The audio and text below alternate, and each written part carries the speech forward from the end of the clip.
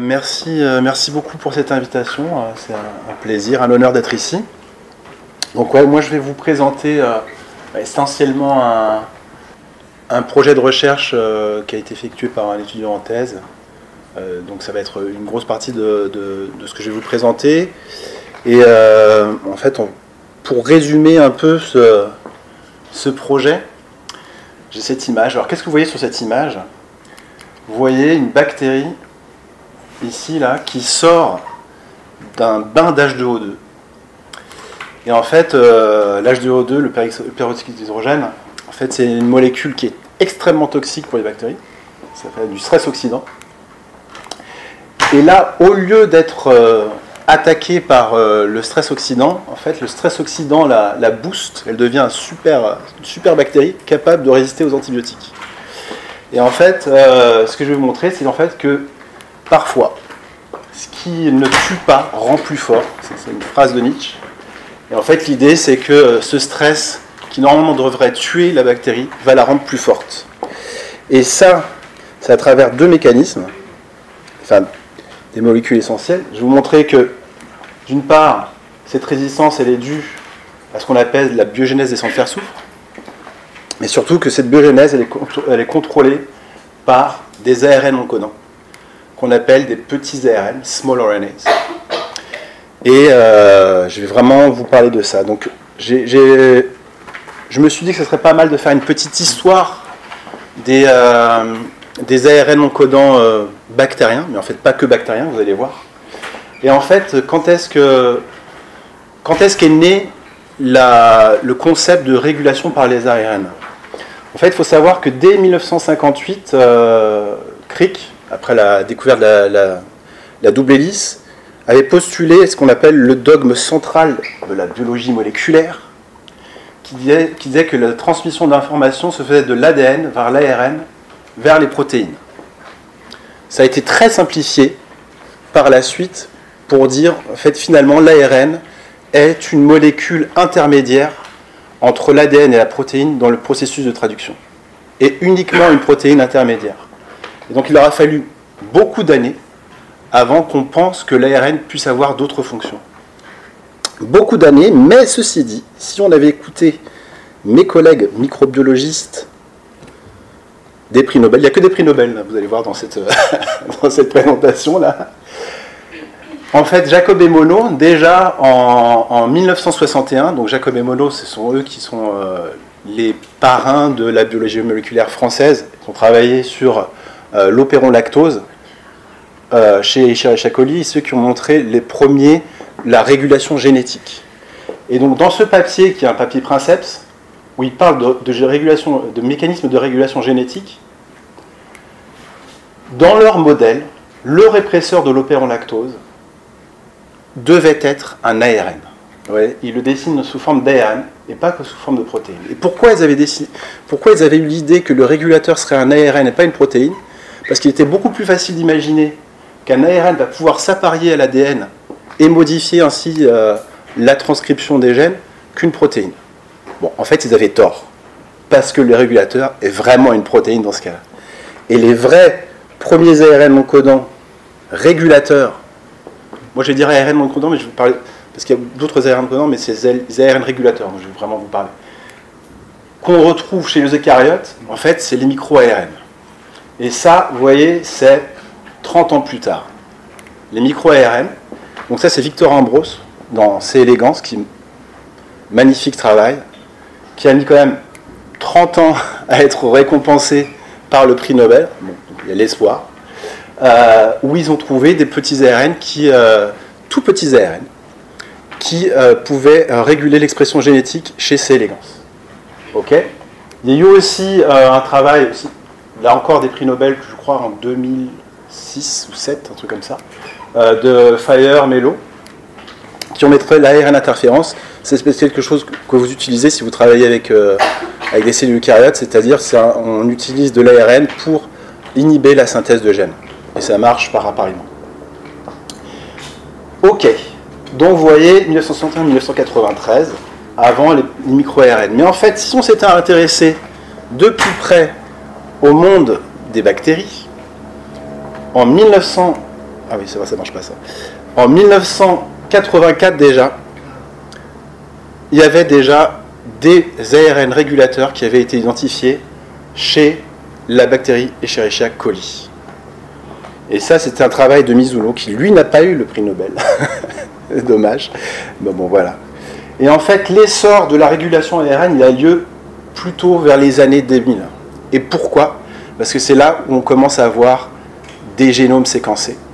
Et on se rend compte de la part très importante de ce qu'on appelle le non-codant dans les génomes, ce qui est entre les orphes. Et on va découvrir que dans ces génomes, dans le non-codant, en fait, il y a beaucoup d'ARN régulateurs qui sont capables de réguler l'expression des gènes. Ok. Donc moi, je vais m'intéresser surtout aux ARN régulateurs chez les bactéries, et une classe d'ARN régulateurs qui s'appelle les petits ARN, qui ressemblent plutôt à des micro-ARN. Là, ça va s'envoler là. Ok. Mais il y a aussi d'autres ARN régulateurs chez les bactéries, donc je vais juste vous en parler un tout petit peu parce que je trouve que c'est très intéressant. Alors, il y a une classe d'ARN régulateurs qu'on appelle des riboswitch. Alors ceux-là, ce sont des ARN qui sont, on appelle codés en 6, donc ils sont en 5' de gènes, des gènes qu'ils régulent, et en fait ce sont des aptamères. Qu'est-ce que c'est un aptamère? C'est un ARN qui est capable de lier une petite molécule, et quand il lie cette petite molécule, ce ligand, il va changer de conformation, et ça va avoir un impact sur l'expression du gène en aval. C'est-à-dire quand ce riboswitch se lie à ce ligand, il va par exemple pouvoir induire une termination précoce du gène, ou au contraire, l'antiterminaison du gène. Il va pouvoir inhiber la traduction du gène, ou au contraire, activer la traduction du gène en favorisant l'accès du ribosome à son site de fixation, le RBS. Okay. Donc ça, c'est une première classe qu'on retrouve d'ailleurs beaucoup chez les bactéries à Gram positif. Donc ça, ce sont des ARN qui régulent l'expression 6. Il y a une deuxième classe qui sont les ARN qui régulent les gènes en se liant à des protéines, ce qu'on appelle des ARN un peu éponges. Une famille qui est très connue chez les bactéries, c'est la famille de l'ARN CSRB, qui va séquestrer la protéine CSRA. CSRA, c'est un régulateur de l'expression de certains gènes. Et en fait, cet ARN, c'est un long ARN qui a plein de motifs de fixation à CSRB, et en fait, c'est une éponge pour CSRB. Et ça, c'est comme ça que ça va réguler. Il y a un autre ARN aussi, un mécanisme formidable, je trouve, qui est l'ARN qu'on appelle l'ARN 6S. Et lui, cet ARN, ici en rouge, il ressemble à un complexe ouvert de transcription par l'ARN polymérase. Il ressemble tellement à un complexe ouvert de transcription par l'ARN polymérase qu'il va éponger l'ARN polymérase. Et ça permet ainsi d'enlever l'ARN polymérase de certains gènes et de réguler l'expression génétique. Bon, après là, il y a encore un autre ARN qui va éponger une protéine qui est capable de réguler un petit ARN. Okay.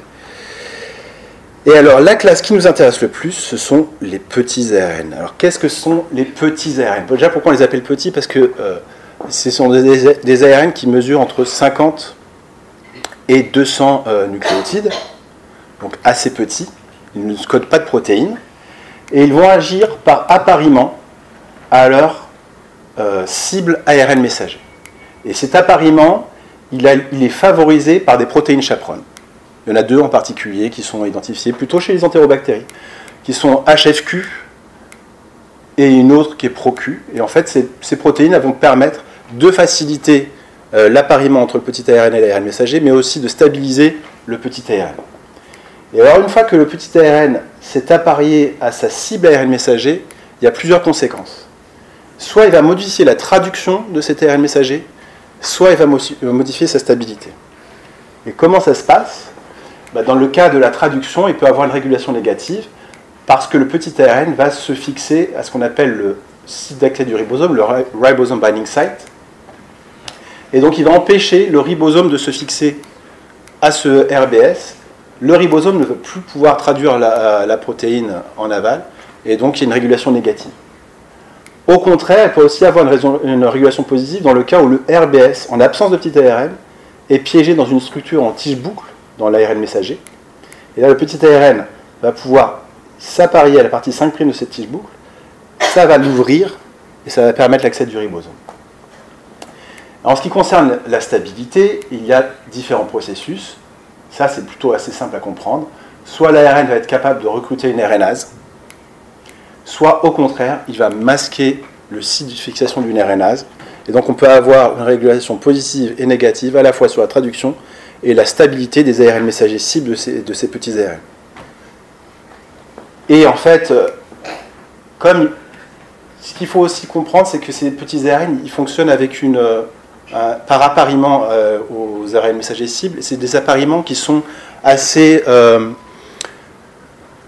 flexibles, c'est-à-dire ce ne sont pas des appariements strictement homologues. Et du coup, ces petits ARN vont pouvoir avoir plusieurs cibles dans la cellule. Ils vont pouvoir réguler parfois une centaine d'ARN messagers, une centaine de gènes dans la cellule. Et donc les processus dans lesquels sont impliqués ces petits ARN, en général, c'est en réponse à un stress, et ils vont pouvoir ainsi réguler des processus clés dans la cellule. Alors il y a la formation de biofilms, les stress membranaires, la pathogénie, la virulence, et un truc qui va nous intéresser, un processus qui va nous intéresser plus particulièrement, c'est la biogénèse des centres fer-soufre. Et là, je vais faire juste une petite digression sur ce que sont les centres fer-soufre. Alors, les centres fer-soufre, ce sont des cofacteurs protéiques, tout simplement constitués de fer et de soufre. Ils sont ubiquitaires, on les retrouve dans l'ensemble du monde vivant, et ils sont très importants parce que ces cofacteurs, de par leurs propriétés électroniques, ils sont très impliqués dans des réactions d'oxydoréduction, et notamment, ils sont très utilisés dans la respiration, la photosynthèse, mais aussi la réparation de l'ADN, la régulation génétique, le métabolisme, et so on. En fait, ils sont impliqués dans beaucoup de processus cellulaires essentiels. Okay, ça, je ne vais pas rentrer dans les détails, mais comment on fait un fer-soufre dans une cellule? En fait, c'est un processus qui est extrêmement conservé, où le soufre est pris à partir d'une cystéine par une cystéine désulfurase. Il y a un donneur de fer inconnu. Il va avoir assemblage d'un centre fer-soufre sur une scaffolde, et après des protéines transporteurs qui vont amener ça vers les protéines cibles qui ont besoin de centre fer-soufre, les protéines de la respiration, par exemple. Alors, dans l'ensemble du monde vivant, il y a deux machineries qui sont extrêmement conservées et qui sont capables d'assembler les centres fer-soufre. Il y en a une que nous avons, qui est la machinerie ISC, puisqu'elle est conservée chez l'humain, et en fait dans tous les animaux, puisqu'elle est dans la mitochondrie. Et il y a la machinerie SUF, qui elle est conservée chez les plantes, puisqu'elle est dans le chloroplaste. Au sein des bactéries, il y a une répartition de ces machineries en fonction des bactéries, et beaucoup de bactéries, enfin certaines bactéries, possèdent les deux machineries ISC et SUF, et c'est le cas de la bactérie modèle Escherichia coli, ce qui en fait un modèle vraiment d'étude de la biogénèse des centres fer-soufre. Et ce qu'il faut savoir, c'est que chez coli, il y a les deux machineries, mais elles ne sont pas utilisées dans les mêmes conditions. La machinerie ISC, elle est utilisée dans des conditions qu'on va dire non stressantes, en tout cas non stressantes pour la biogénèse des centres fer-soufre. Ça veut dire quoi, non stressante pour la biogénèse des centres fer-soufre? Pour faire des centres fer-soufre, il faut du fer. Donc une carence en fer est une condition de stress. Et les centres fer-soufre sont aussi extrêmement sensibles au stress oxydant. Donc le stress oxydant est aussi une condition de stress. Et dans ces conditions-là, c'est la machinerie SUF qui est utilisée. Et là où il va y avoir un tout petit point qui va nous intéresser par la suite, donc il va falloir un peu le retenir, c'est qu'il y a quand même des conséquences à utiliser l'une ou l'autre des machineries. Quand Escherichia coli utilise la machinerie ISC, elle est sensible aux aminoglycosides, alors que quand elle utilise la machinerie SUF, elle devient résistante. Donc c'est une résistance qu'on appelle phénotypique, ça dépend des conditions environnementales. Et pourquoi cette différence? Et c'est tout simplement parce que, alors, les aminoglycosides, donc c'est cette classe-là dont on va parler, d'antibiotiques, ces aminoglycosides, comme la gentamicine, ils rentrent dans la cellule par ce qu'on appelle la PMF, le gradient de protons intermembranaire. Et en fait, ce gradient de protons, c'est un processus qui va énergiser beaucoup de transporteurs, dont notamment les transporteurs de la gentamicine. Et le gradient de protons, il est formé par ce qu'on appelle les complexes respiratoires. Et les complexes respiratoires, ils ont de nombreux centres fer-soufre. Dès qu'on touche au complexe respiratoire et qu'il y a une diminution de l'activité de ces complexes, on a une diminution de la PMF, et du coup la gentamicine ne peut plus rentrer. Et ce qui se passe, c'est que la machinerie SUF, pour une raison qu'on ignore, elle n'est pas capable de maturer efficacement ces complexes respiratoires. Du coup, quand la bactérie utilise la machinerie SUF, la PMF est diminuée, la gentamicine ne rentre pas, et en fait, une conséquence indirecte, c'est que la bactérie devient résistante aux aminoglycosides. Ok? Donc, ISC sensible, SUF résistant aux aminoglycosides. Et du coup, ça devient intéressant de savoir comment est régulé le passage de la machinerie ISC à la machinerie SUF. Et c'est là que des petits ARN vont intervenir. Mais qu'est-ce qu'on savait avant notre travail sur le passage de la machinerie ISC à la machinerie SUF? On savait qu'il y a un régulateur important qui est le premier gène de l'opéron qui code la machinerie ISC, qui s'appelle ISCAR. Et donc ce régulateur, c'est une protéination de fer-soufre. Et en fait, en condition de stress, ce régulateur va perdre son centre fer-soufre, son centre fer-soufre va être attaqué, et il va s'accumuler sous sa forme apo. Et ça va permettre l'expression de la machinerie SUF. Et là où les petits ARN interviennent, c'est qu'en 2009, un travail de Eric Massé, donc au Canada, un chercheur qui s'intéresse particulièrement à un petit ARN qui s'appelle RAIB, il a montré que RAIB, ce petit ARN, régulait l'expression de la machinerie ISC. Alors RAIB, c'est un ARN qui est exprimé lors d'une carence en fer. Okay.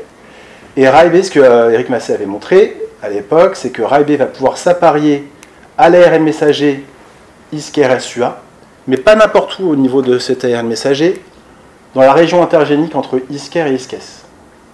Donc au niveau de ISCAS, ici. Et ça, qu'est-ce que ça fait? Ça va entraîner la dégradation de la partie 3' de cet ARN messager qui code pour la machinerie ISC, sans pour autant entraîner la dégradation de ISCAR qui code pour le régulateur ISCAR. Et ce qui va se passer dans ces conditions, c'est que RAIB va inhiber la production de la machinerie ISC, mais comme il permet la synthèse de ISCAR, ça va pouvoir amener l'introduction de la machinerie SUF, la machinerie de stress. Donc en carence en fer, RAIB permet de passer de ISC à SUF.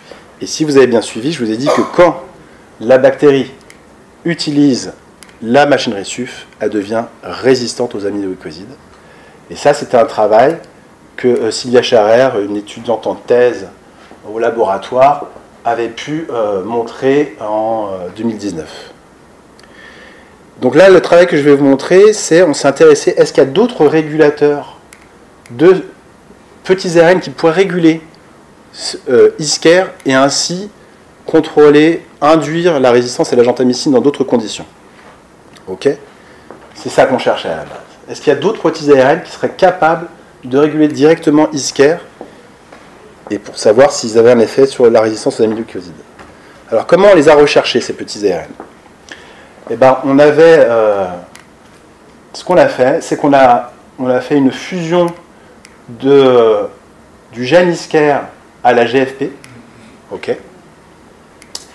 Ça va nous permettre de déterminer l'expression de ISCAR en regardant la fluorescence des bactéries. Et on a utilisé une librairie de plasmides où il y a 54 petits ARN de Escherichia coli. Alors je ne vous ai pas dit, mais en fait il y a à peu près une soixantaine de petits ARN identifiés chez Escherichia coli. Donc en fait c'est quand même une grosse partie des petits ARN qu'on connaît. Et ces petits ARN ils sont individuellement clonés sur des plasmides sous le contrôle d'un promoteur inductible. Et l'idée elle est très simple. On va transformer les bactéries avec cette librairie de plasmides et on va voir si certains ARN, lorsqu'ils sont surexprimés, vont induire une modification de l'expression de ISCAR. Ok ? Et ça, on va le faire à travers divers moyens, mais je vais vous présenter surtout le résultat qu'on a eu. C'est pas de la cytométrie, c'est en regardant directement la fluorescence dans un appareil qu'on appelle un TECAN qui permet de mesurer la fluorescence. Donc là, vous avez les 54 ARN. Ici au milieu, vous devez avoir le vecteur vide, il est là. Ok. Et ce que vous pouvez voir, c'est qu'il y a deux ARN qui, lorsqu'ils sont surexprimés, vont induire un changement de l'expression de ISCAR. il y a un petit ARN qui induit une diminution de l'expression discaire très forte, qui s'appelle FNRS. Et il y en a un qui active l'expression de discaire, qui s'appelle OXY-S. Okay, donc quand on a eu ce résultat, déjà, c'était assez intéressant parce que ces deux petits ARN, FNRS et OXY-S, ils avaient déjà été étudiés dans la littérature et ils avaient été montrés pour être exprimés dans des conditions qui sont radicalement opposées. FNRS, il est exprimé en anaérobie, alors que OXY-S est exprimé lors d'un stress oxydant. Donc on a deux ARN exprimés dans des conditions opposés qui ont des effets opposés sur l'expression de Isker. Ok? Donc ça, c'était plutôt intéressant. Et là, pour la suite, je vais surtout vous présenter les résultats qu'on a eus pour le petit ARN OXY-S. Ok? Ok. Alors, la première chose qu'on a faite, c'est qu'on a vérifié, on a voulu vérifier que OXY-S activait directement l'expression de Isker. Comme je ne vous l'ai pas dit tout à l'heure, mais ce screen, on l'a fait sous une fusion où le promoteur, c'était le promoteur de Isker. Bon, bref. Là, on a utilisé une autre fusion où on a fusionné uniquement le 5' UTR de Isker et 30 nucléotides de Isker à l'AXZ. Pourquoi? Sans prendre le promoteur Isker. Comme ça, on peut être sûr qu'on n'a regardé que des effets qui auront lieu sur le 5' UTR de l'ARN messager Isker, qui est le lieu où se fixent les petits ARN normalement.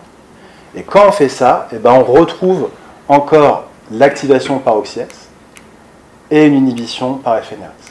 Ça, c'est la même chose, c'est dans un mutant des ARN OXY-S et FNRS, on a aussi inclus A et B, pour montrer que les effets ne dépendent pas les uns des autres. C'est-à-dire que OXY-S, c'est directement lui et lui seul, et c'est pas en inhibant FNRS qu'il active l'expression d'Isker. Ok? Mais alors la question, c'est comment OXY-S arrive à activer l'expression d'Isker. Pour retrouver ça, la première chose qu'on a faite, c'est de prédire la structure de l'ARN messager Isker, du 5' UTR de l'ARN messager Isker. Et quand on a fait ça, qu'est-ce qu'on a vu? Eh bien, on a vu une tige boucle. Et une tige boucle, c'est très intéressant, parce que si vous vous souvenez tout à l'heure, une tige boucle, ça peut inhiber l'expression des gènes si, par exemple, le site d'accès du ribosome est pris dans la tige boucle. Et effectivement, c'est ce qu'on voit là, en fait. Isker, l'ARN messager Isker forme une tige boucle qui prend partiellement le RBS. Et quand on prédit, avec des programmes de prédiction d'appariement, où va s'apparier le petit ARN OXY-S sur l'ARN messager Isker, on voit qu'il peut s'apparier à la partie 5' de cette tige boucle. Et ça va ouvrir la tige boucle et permettre l'accès du ribosome et la traduction d'Isker. Donc OXY-S, il a un effet activateur traductionnel de l'expression d'Isker. Alors comment on a montré ça? On a fait plusieurs manifs, là je vous en présente que quelques-unes. On a montré en fait que OXY-S était d'abord capable de s'apparier à cet ARN messager, donc ça c'est par des expériences de gel retard. Donc là, on a la partie 5' de Isker, de l'ARN messager Isker, et on voit que quand on incube avec des concentrations croissantes du petit ARN OXY-S, on induit un shift sur un gel retard, qui veut dire que les deux molécules interagissent.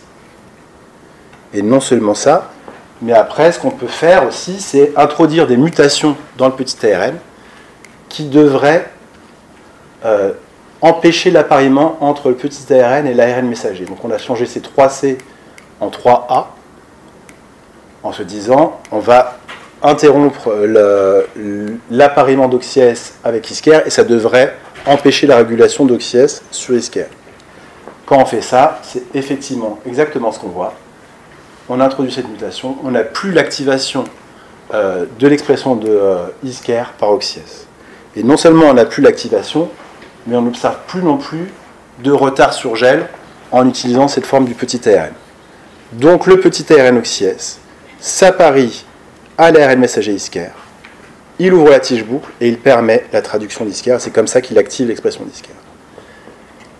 Ça c'était très bien, mais tout ça on l'avait vu uniquement avec des plasmides en condition de surexpression. Et ce qui nous intéressait, c'est de savoir est-ce que ça marche vraiment dans des conditions physiologiques d'expression de OXY-S qui sont le stress oxydant. Et comment on peut faire du stress oxydant chez la bactérie. En fait, il faut savoir que les bactéries, comme chez Escherichia coli, ont de nombreux systèmes de mécanismes de défense contre l'H2O2. Et donc, il est très difficile de travailler sur les stress H2O2 parce que très vite, elles vont détoxifier le milieu. Donc, pour pouvoir faire un stress oxydant de manière continue, ce qu'on a fait, c'est qu'on a utilisé une souche particulière d'Escherichia coli qui est justement délétée de ces enzymes détoxifiants de l'H2O2, qui sont des peroxydases et des catalases. Et donc cette souche, en fait, quand elle est cultivée dans un milieu anaérobie, sans oxygène, elle pousse très bien, pas de problème.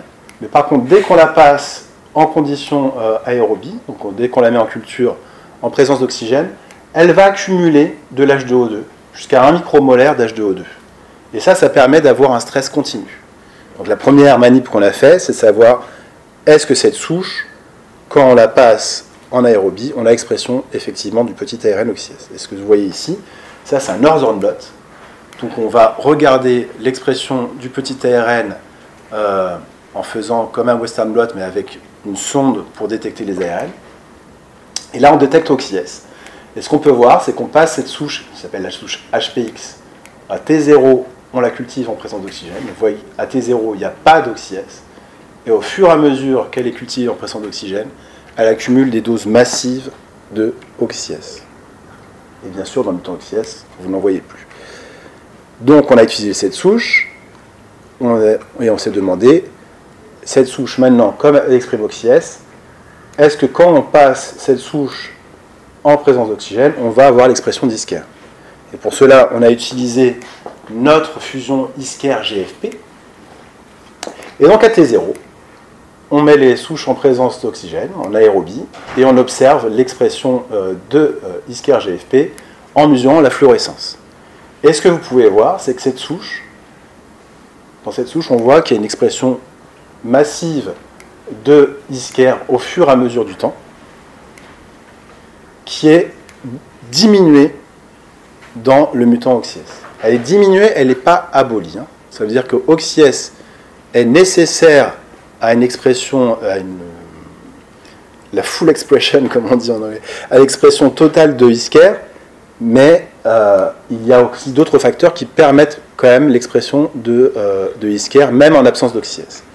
Néanmoins, oxyase est nécessaire à cette activation totale de l'expression d'Isker.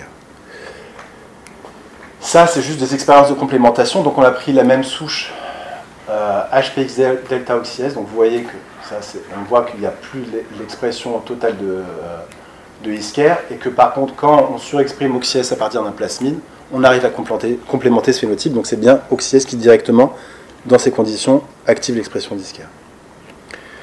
Donc, ok. Donc, notre modèle jusqu'à présent, c'est oxyase est capable d'activer l'expression de Isker en présence de stress oxydant H2O2. Et la question, ça devient maintenant, puisqu'oxyase active l'expression d'Isker en H2O2, est-ce que ça va induire l'expression de cette machinerie de biogénèse de stress des sorteurs-soufre, qui est la machinerie SUF? Et bien, ce qu'on a fait, c'est la même expérience avec la souche HPX. En l'absence d'oxygène, il n'y a pas d'expression de SUF. Et vous voyez que dès qu'on la met en présence d'oxygène, il y a une expression massive de SUF. Expression qui est diminuée dans le mutant oxyase. Donc encore une fois, oxyase augmente l'expression de SUF en stress oxydant, mais il doit y avoir d'autres facteurs aussi qui sont nécessaires à cette activation. Si vous voulez, on pourra en parler. Mais en tout cas, oxyase est important pour l'expression de SUF durant le stress oxydant. Donc, oxyase est important pour l'expression de SUF durant le stress oxydant. Est-ce que ça va entraîner la résistance aux aminoglycosides? Puisque si vous vous souvenez bien, je vous ai dit au tout début de ma présentation que quand la bactérie utilise la machinerie SUF, il y a diminution de la PMF, les aminoglycosides ne peuvent pas rentrer et la bactérie devient résistante aux aminoglycosides. Donc, est-ce que le stress oxydant protège les aminoglycosides? Déjà, c'était une première question. Et est-ce que oxyase est nécessaire à cette protection? On a fait plusieurs manips pour montrer ça. Là, pareil, je vous en montrer une, où on a tout simplement repris notre souche HPX qui lorsqu'elle est cultivée en conditions aérobie, va accumuler de l'H2O2. Donc, à T0, on met notre souche en culture en présence d'oxygène, il va avoir accumulation de H2O2, et maintenant on va mettre de la gentamicine, ou pas, et regarder l'effet de la gentamicine sur ces souches. Alors déjà, la première chose, c'est quand on utilise des souches qui ne sont pas HPX, qui ne produisent pas d'H2O2, une souche sauvage, ok, et ben on voit que la gentamicine tue les cellules. On voit qu'au bout de 90 minutes, on a une perte de 3 logs de nos bactéries en présence de gentamicine. Et c'est la même chose pour le mutant OxyS. Là, en l'absence de gentamicine, les bactéries poussent très bien. Donc maintenant, on va induire un stress oxydant dans la souche HPX. Et qu'est-ce qu'on voit? Eh bien, on voit que la souche HPX, elle devient insensible à l'antibiotique. Ok.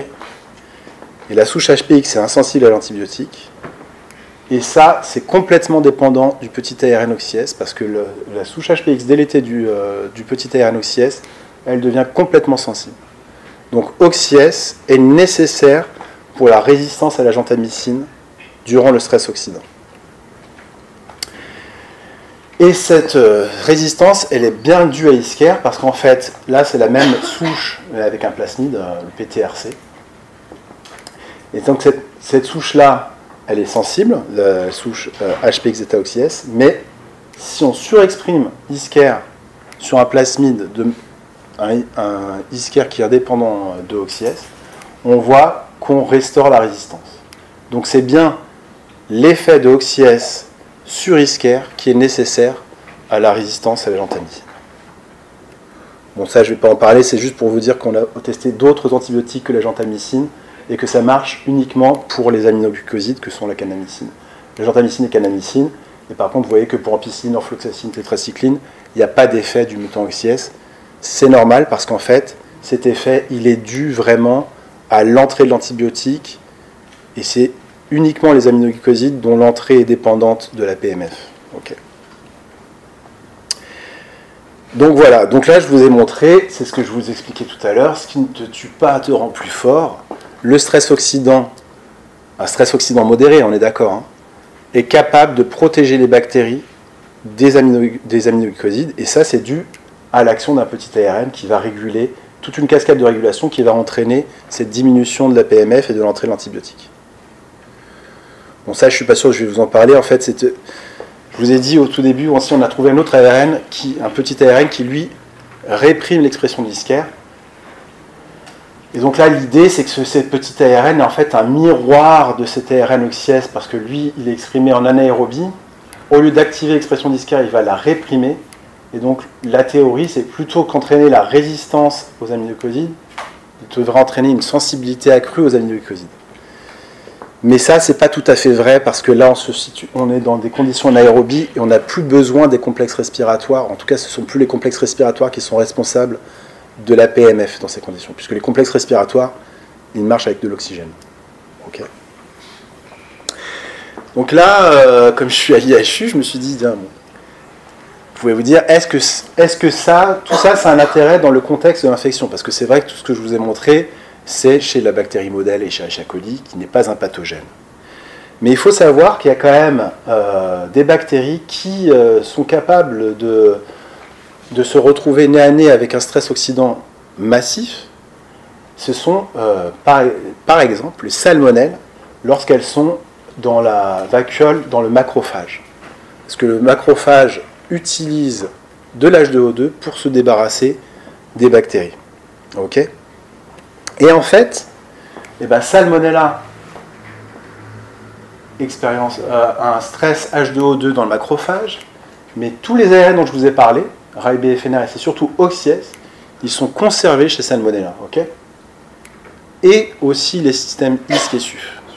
Donc la prédiction, c'est que chez Salmonella, effectivement, elle pourrait devenir résistante, paradoxalement résistante, dans le macrophage où elle est capable de survivre. Voilà. Et alors maintenant, en fait, on est en train de se pencher sur un autre stress, c'est le NO. Alors, pourquoi le NO ?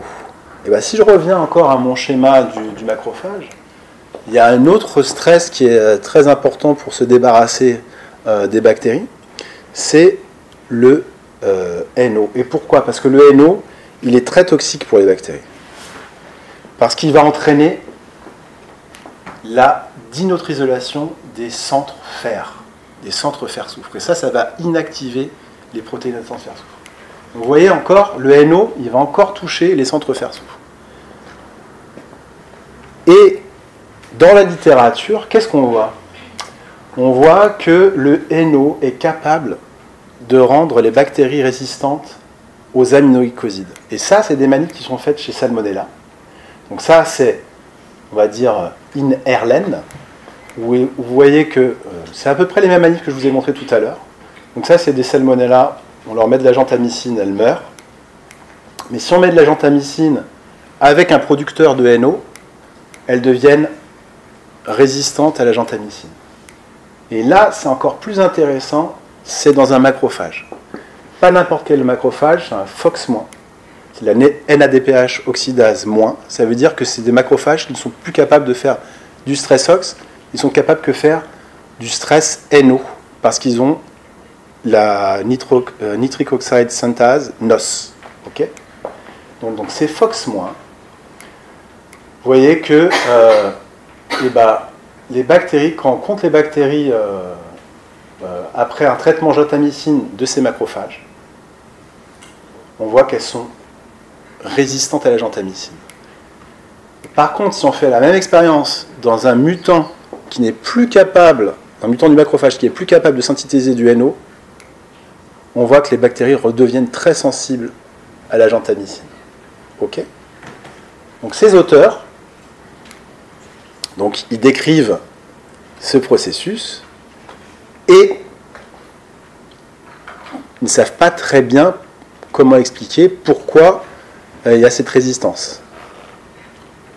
Nous, ce qu'on pense, c'est tout simplement que le NO doit être capable d'induire la machinerie SUF dans ces conditions et que c'est ça qui va rendre la bactérie résistante aux antibiotiques. Et donc, ce qu'on s'est demandé, c'est est-ce qu'un de nos petits ARN qui régule la biogénèse pourrait être impliqué dans ce processus. Donc ce qu'on a fait, c'est des résultats assez préliminaires, mais c'est tellement joli que j'ai envie de vous les présenter, c'est qu'on a regardé des mutants de nos petits ARN, s'ils pouvaient être résistants. Déjà, si le NO pouvait les protéger de la gentamicine, et qu'est-ce qui se passe dans les mutants des petits ARN. C'est cette manip que vous pouvez voir ici. Donc là, vous avez des bactéries à T0, donc sans traitement. On les traite 1h30 avec la gentamicine. En absence de NO, vous voyez que on tue nos bactéries et que, en présence de NO, on arrive à protéger nos bactéries de la gentamicine. Génial. Et maintenant, on regarde un mutant FNRS et vous voyez qu'on perd l'effet complètement, l'effet protecteur du NO sur la gentamicine. Donc, évidemment, ça doit passer par une régulation fine de la biogénèse, et ça, c'est des choses qu'on va explorer dans l'avenir. Donc voilà, j'ai fini. Je voudrais juste remercier toutes les personnes qui ont contribué à ce travail. Donc là, le tout dernier travail que je vous ai montré, en fait, c'est une étudiante en M2. J'aimerais bien garder en thèse. Ça sera la semaine prochaine, on saura. Donc c'est Dorian Planez. Et sinon, il y a Charlotte Auriol qui a fait beaucoup avec Corentin Bossier, donc qui était l'étudiant en thèse, le papier PNS que je vous ai présenté pour ce papier. Voilà. Et je vous remercie de votre attention.